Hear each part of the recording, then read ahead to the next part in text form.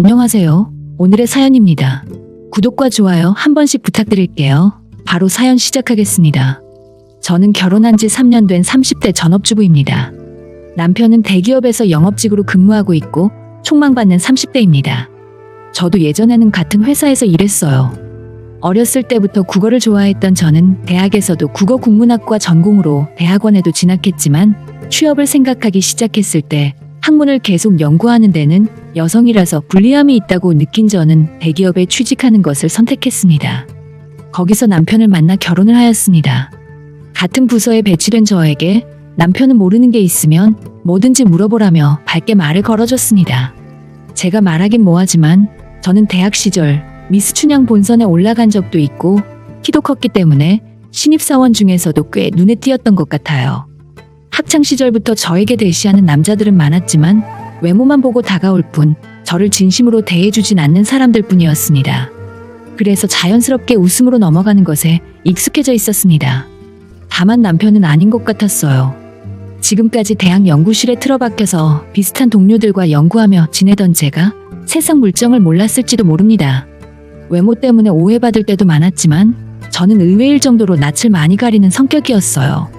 혹시 남자친구 있어요? 남편이 저에게 물었습니다. 저는 없다고 수줍게 웃으며 대답했습니다.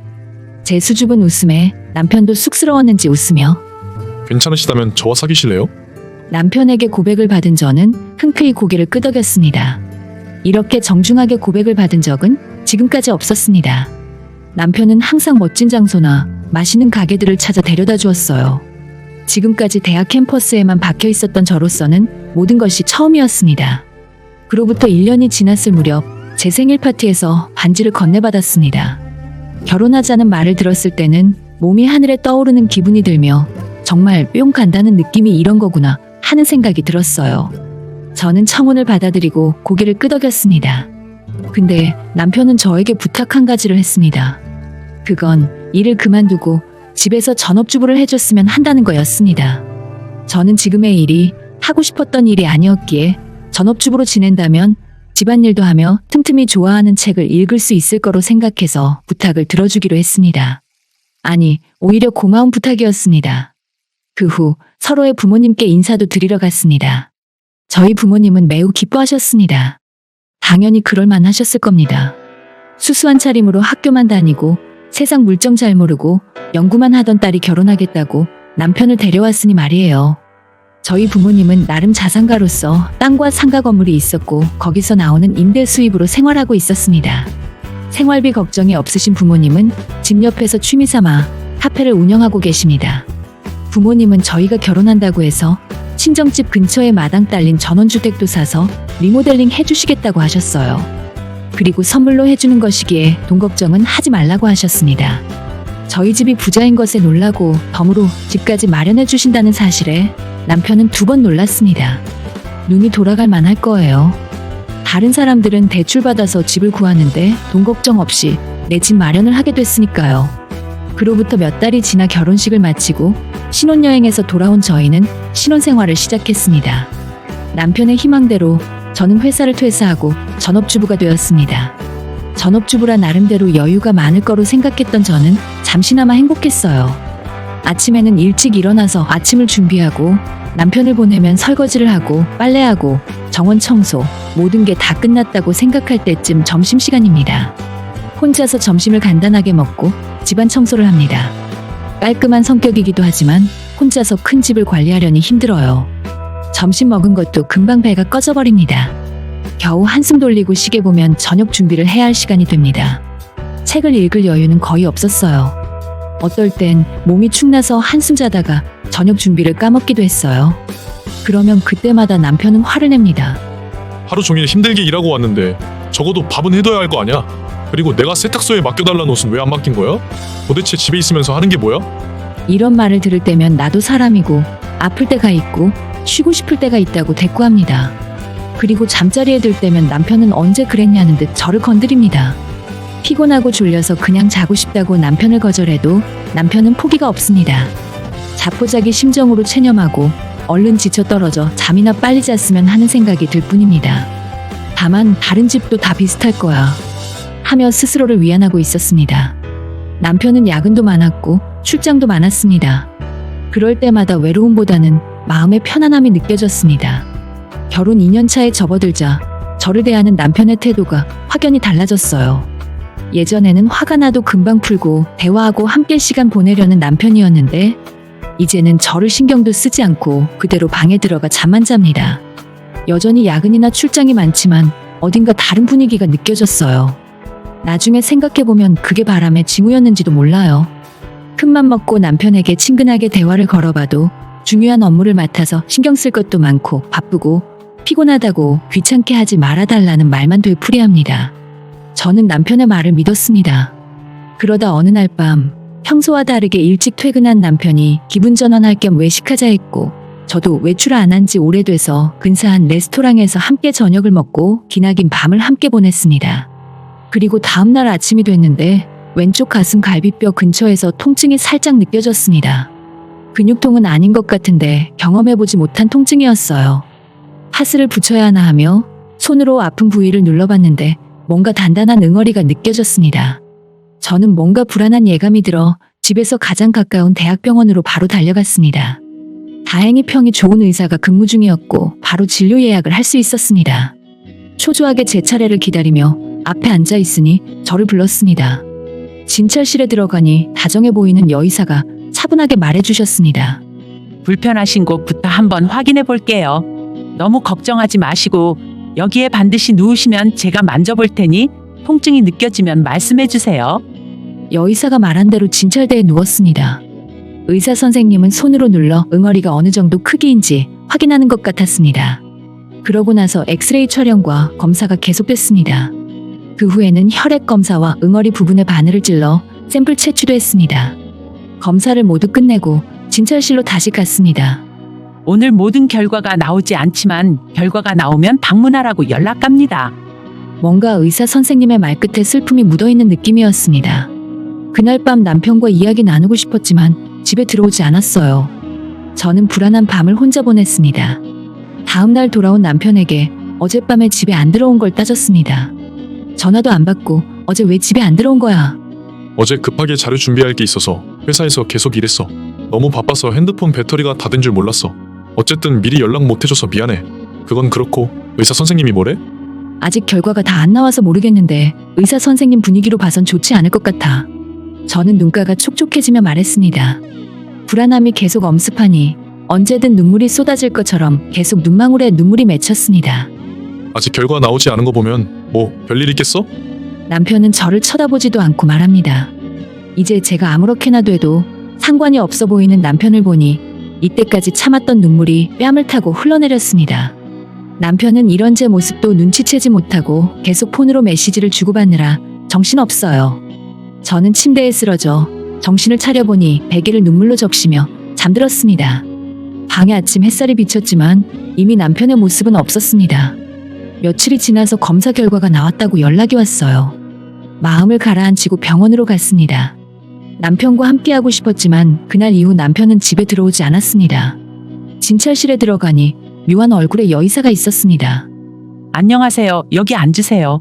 검사 결과 유방암이 의심됩니다. 저희 병원보단 전문적으로 하는 병원으로 소견서를 써드릴 테니 빠른 시일 내에 가보세요. 저는 너무 충격받아서 이것저것 물어보는 것도 없이 알겠다고 대답만 하고 진찰실을 빠져나왔습니다. 훗날 소견서를 들고 소개해준 곳으로 갔습니다. 그곳에서 또 다른 검사도 받았습니다. 심전도 검사와 폐 검사 말이죠. 이건 수술을 대비해서 건강 상태를 확인하는 것 같았습니다. 검사가 모두 끝나자 의사분이 말씀하셨습니다. 나중에 결과 나오면 의심 증상에 관한 확인과 앞으로의 치료 방법에 대해 말씀드릴 테니 보호자와 함께 오세요. 저는 고개를 끄덕였습니다. 남편과 부모님께 얼른 알려야겠다는 생각이 들었습니다. 그리고 오랜만에 집에 들어온 남편에게 병원에서 들은 말을 했더니 이야기 나누는데 보호자도 오래? 지금 일이 너무 바빠서 못 갈 것 같은데 부모님만 모시고 가면 안 돼? 섭섭한 마음에 일이 더 중요하냐고 따지고 싶었지만 일을 더 크게 벌리고 싶지 않았습니다. 많이 바쁘면 병원 왔다 갔다 하는 시간만이라도 빼서 같이 이야기 들으러 가주면 좋겠어. 그럼 알겠어. 시간을 뺄 수 있을지 한번 알아볼게. 남편은 확실한 답을 한다기보단 마지못해 말하는 대답 같았습니다. 그리고 부모님이 하시는 카페에 들려 함께 병원에 가자고 부탁했어요. 몸이 안 좋아서 검사 받는다는 얘기는 살짝 했지만 심각한 분위기까지는 말 안 했었던 거라 찾아와서 함께 병원 가자고 부탁하니 부모님은 크게 걱정하셨습니다. 확실한 거 아니니까 아닐 수도 있지? 치료가 가능하겠지? 엄마는 바로 울 것처럼 말했습니다. 저에게 물어봐도 저도 아직 모릅니다. 다음에 올 때 정확한 이야기와 치료에 관해서 설명해 준다고 했기 때문에 다음번 방문 때 자세한 걸 알 수 있었어요. 저는 스트레스로 몸이 경직돼서 침대에만 누워 지내다 그날을 맞이했어요. 조금 일찍 부모님과 병원에 도착한 저는 남편이 도착하기를 기다렸어요. 하지만 아무리 기다려도 남편은 보이지 않았어요. 그래서 바로 남편 폰으로 전화했습니다. 까먹었었는데 오늘이었지? 진짜 미안한데 지금 중요한 회의에 들어와서 도중에 나갈 수가 없어. 급하면 어쩔 수 없지. 아버지와 어머니는 사위는 왜 안 오냐고 저에게 물었고 갑자기 회사에 급한 일이 생겨서 못 온다고 둘러댔습니다. 부모님께서는 저를 걱정해 주셨는데 아무렇지 않다고 억지 웃음을 지었습니다. 그래도 제 부모님이신데 제 마음이 괜찮은 게 아니란 걸 아셨을 거예요. 결론적으로 말하면 저는 유방암이었습니다. 확실하게 암이라고 의사 선생님이 말하자 너무 무서웠습니다. 집에 어떻게 돌아왔는지 기억조차 안 나네요. 저는 퇴근해서 집에 들어온 남편에게 말했습니다. 나 유방암이래. 아 그래? 그래서 다다음 주에 수술하기로 했어. 왼쪽 가슴이 없어질지도 몰라. 저는 복받쳐 오르는 감정을 억지로 억누르며 겨우 말했습니다. 그렇게 해서 낫는다면 그렇게 해야지 뭐. 할 말이 그것뿐이야? 당신은 내가 수술이 잘못되거나 앞으로 내가 얼마나 힘들지 그런 건 전혀 걱정도 안 돼? 저는 참지 못하고 울부짖듯이 남편에게 말하자 남편은 침실에 들어가 문을 잠그고 틀어박혔습니다. 그날부터 남편은 보이지 않았습니다. 저는 매일매일 불안과 공포로 눈물로 지샜습니다. 남편이 한 말이 계속 머릿속을 맴돌았고 수술 날에도 남편은 오지 않을 것 같다는 생각이 드니 한없이 슬퍼졌습니다. 그리고 수술 전날 병실에 입원했는데 남편이 찾아왔습니다. 지금까지의 걱정과는 달리 문병 온 줄 알고 반갑게 맞았습니다. 근데 남편이 입을 열자 제 귀를 의심했습니다. 수술 끝나고 퇴원하면 친정으로 가죠. 가슴 뗀다고 했지? 아무튼 수술 잘 받고. 지금 그 얘기 하러 온 거야? 당장 내일 수술인 사람한테 어떻게 그런 말을 할 수 있어? 내가 아프다고 이제 짐 취급하는 거야? 이럴 때 함께하는 게 부부 아니야? 제 호소에 아무 대답도 하지 않고 남편은 돌아서 병실을 나갔습니다. 남편의 뒷모습을 보니 수술에 대한 걱정보다 마음속 깊은 곳에서 도끼가 올라왔습니다. 다시 건강해져서 이 모든 울분을 모조리 다 갚아줘야겠다는 그런 도끼 말이죠. 수술 당일 아침 병실을 방문해준 부모님께 전날 남편이 했던 말을 전했습니다.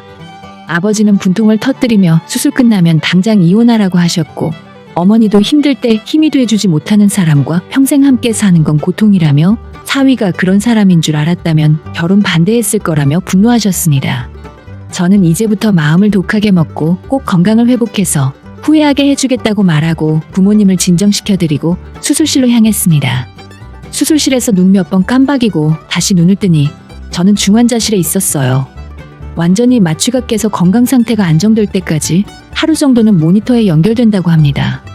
다행인 것은 생각보다 암이 번지지 않아서 왼쪽 가슴의 전부를 제거하지 않아도 됐다는 것입니다. 저는 조금 안심됐어요. 회복이 잘 되면 2주 정도 뒤에 퇴원해서 집에서 요양해도 된다고 의사 선생님이 말했습니다. 그런데 일반 병동으로 옮긴 지 일주일 정도 지났을 무렵에 어머니에게 갑자기 전화가 왔습니다. 아버지가 쓰러져 구급차로 실려갔다고 합니다. 평소에도 건강이 좋지 않으시긴 했는데 갑자기 심근경색으로 쓰러져서 병원에 도착했을 때는 이미 늦었다고 합니다. 제 수술이 잘 돼서 곧 퇴원할 날만 기다리고 있었는데 아버지에게 이런 불행이 찾아올 줄은 생각도 못했습니다. 저는 입원 중이라 아무것도 할 수 없었기 때문에 장례식은 어머니와 친척이 어떻게든 치러준 것 같습니다.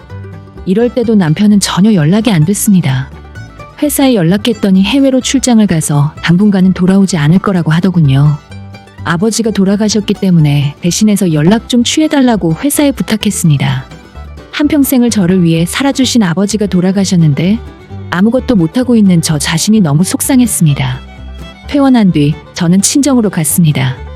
남편이 시켜서가 아니라 아버지의 유산과 상속에 대해 어머니와 상의해야 했기 때문입니다. 그러던 중 남편에게 전화가 왔습니다. 퇴원했지? 축하해. 장인어른이 돌아가셨다면서? 갑자기 그게 무슨 일이래? 어쨌든 할 말이 있어서 그런데 집에 좀 올래? 알았어. 그럼 이번 주 일요일에 갈게. 알겠어. 그럼 그때 봐. 남편은 대답하고 전화를 끊었습니다. 엄마, 우리가 사는 집이 땅이랑 집 명의가 누구로 돼 있어? 땅이랑 집 둘 다 아빠 명의일걸? 왜? 그럼 그 서류 일요일까지 준비해 줄 수 있어? 준비할 게 뭐 있어? 등기필증이랑 부동산 서류 같은 건 전부 여기 있어. 어머니는 안방에서 서류들을 가져오셔서 테이블에 늘어놓았습니다. 이미 남편과 이혼을 마음먹고 있던 저는 일요일에 제 이름과 도장을 찍은 이혼 서류와 우리 집 등기 서류를 챙겨 남편에게 갔습니다. 남편은 집에서 젊은 여자와 함께 저를 기다리고 있었어요. 짙은 화장을 했지만 어려 보이는 건 가려지지 않았습니다. 저보다 훨씬 못나 보이는 이런 여자를 선택한 남편을 보니 어처구니가 없었습니다. 왔어? 뭘 기대하고 온 건 아닐 테지만 아픈 몸 이끌고 오느라 수고했어. 당신이 나한테 할 말이 이거지? 저는 이혼 서류를 남편 앞에 내밀었습니다. 맞아. 눈치 빠르네. 2번 일 안 해도 되겠구만. 남편은 이혼 서류에 주저없이 이름을 쓰더니 도장을 찍고 제게 서류를 돌려줬습니다. 여자는 말없이 남편 옆에 앉아서 저를 바라봤어요. 장인어른 돌아가신 게 아주 시기적절하고 좋아. 이제 이 집도 내게 된단 말이지. 지금 무슨 소리 하는 거야? 저는 일부러 호들갑을 떨며 비웃듯이 내뱉었습니다. 그리고 거실 테이블 위에 부동산 서류들을 늘어놓았습니다. 여기 서류 중에 당신 이름 있어? 이 집과 땅은 우리 아빠 거야. 뭘 착각하는 거야? 이 집은 장인어른이 살아생전에 우리 살라고 주신 거니까 사실상 증여에 해당할 테고, 그리고 지금까지 이 집을 유지하고 점유를 계속한 건 나니까 당연히 장인어른이 돌아가시면서 나한테 상속되는 거잖아. 남편이 진지한 얼굴로 말하는데 정말 바보 같은 말입니다. 당신이 우리 엄마랑 나보다 촌수가 더 빨라. 그리고 소유권은 서류로 확인하는데 당신이 서류에 서명한 기억이 있어? 아빠의 모든 재산의 상속인은 우리 엄마랑 나야. 당신은 피 한 방울 안 섞인 내 배우자일 뿐이야. 어디서 뭘 들은 것인지 몰라도 당신은 상속과 전혀 상관없어. 아니, 그럴 리가 없는데. 나도 지금까지 가족으로서 기여한 게 있는데 권리가 있을 거 아니야. 옆에 앉아있던 여자는 상속 못 받는다는 말에 시무룩한 표정을 지으며 남편을 째려보고 있었습니다. 당신이랑 나랑 이혼 서류에 사인 다 했으니 이거 제출하면 이제 아무 사이도 아닌 거야. 권리를 말하려면 당신이 뭘 한 게 있어야 말이 되지. 도대체 한 게 뭐가 있어? 당신 옆에 앉은 여자랑 재혼하든가 말든가 이제는 나랑도 상관없고 우리 집안이랑도 상관없어. 똑똑히 알고 말해. 그리고 지금 이 집은 내가 상속받을 예정인데 너희들은 어떻게 할래? 제가 이혼 서류를 흔들며 말하자 남편은 고개를 떨궜습니다. 아니면 싸게 팔 테니까 나한테 사서 계속 살아도 되고. 남편은 고개를 번쩍 들며 말했습니다. 얼마에 팔 건데? 땅하고 집하고 다 합쳐서 8억 생각하는데? 비싸 보일 수 있지만 이 근처 땅값이 계속 오르고 있는 걸 고려하면 시세보다 저렴했을 겁니다. 8억? 그런 큰 돈이 어딨어. 싸게 판다더만 지금 놀리는 거야? 싼 거 맞다니깐. 비싼 거 같으면 감정평가사 불러서 감정해달라고 하면 되잖아. 감정받았는데 더 비싸면 제값대로 다 받을 거야. 그리고 8억짜리 집인지도 모르고 그냥 꿀꺽하려고 했어? 갖지도 못하는 집 상속받겠다고 우리 아빠 죽는 날만 기다렸을 걸 생각하니 진짜 소름이다. 에이, 지금까지 다 연기였어. 그냥 퇴원한 기념으로 몰래카메라 한 거야. 이 여자는 그냥 심심해서 놀아준 거고 이혼하려는 거 다 거짓말이야. 지금까지 내가 소홀했지. 진심으로 미안해. 앞으로 잘해주려고 장난친 거니까 기분 풀어. 남편 말이 끝나자 옆에 여자가 얼굴이 빨개지며 발끈했습니다. 갑자기 장난이라니 무슨 소리야. 오늘 이혼 도장 찍으면 나보고 여기서 살라고 했잖아. 심심해서 놀아줬다고? 지금 상속 못 받을 것 같으니까 다시 빌붙는 거야? 지금 장난해? 연기가 너무 진짜 같아서 나는 진짜인 줄 알았지. 옆에 여자랑 나한테 함께 몰래카메라 하는 거야? 근데 어쩌지? 나는 이제 가슴 한쪽이 없는 여자인데 그냥 양쪽 다 있는 여자가 좋지 않아? 그냥 계속 살던 것처럼 계속 살아. 새삼스럽게 갑자기 장난을 치고 그래. 그리고 일주일 시간 줄 테니까 살 거면 사고 아니면 당신 집 모두 빼가. 일주일 뒤엔 모두 다 버릴 거니까. 저는 말을 끝으로 집을 나왔습니다. 안에서는 남편과 여자가 욕을 주고받으며 뭔가 깨지는 소리가 들렸지만 내 할 바 아니기에 그냥 무시했습니다. 그리고 곧바로 이혼 서류도 제출했습니다. 두려울 것도 없었고 망설일 이유가 없었어요. 남편에게 위자료도 청구할 수 있었겠지만 돈이 필요한 것도 아니고 더는 엮이기 싫었습니다. 공부하느라 남자를 많이 못 만나봐서 남자 보는 눈이 없었나 보다 하는 자책은 조금합니다. 암도 이겨내야 해서 최대한 스트레스를 안 받으려고 좋은 생각만 하려고 노력합니다. 전 남편과 함께 있던 여자는 회사에서 오고 가며 알게 된 사이였다고 하고 여자는 다른 부서로 이동하고 남편은 온갖 소문에 얼굴을 내리깔고 회사를 다니는 듯 했습니다. 아버지 유산은 어머니와 나누어 상속받았고 저는 몸과 마음이 안정될 때 새로운 삶을 살아보려고 국어 교재도 틈틈이 집필하고 있습니다. 얼른 새 인생을 시작하고 싶네요. 끝까지 시청해 주셔서 감사합니다. 그럼 다음 영상에서 다시 뵙겠습니다.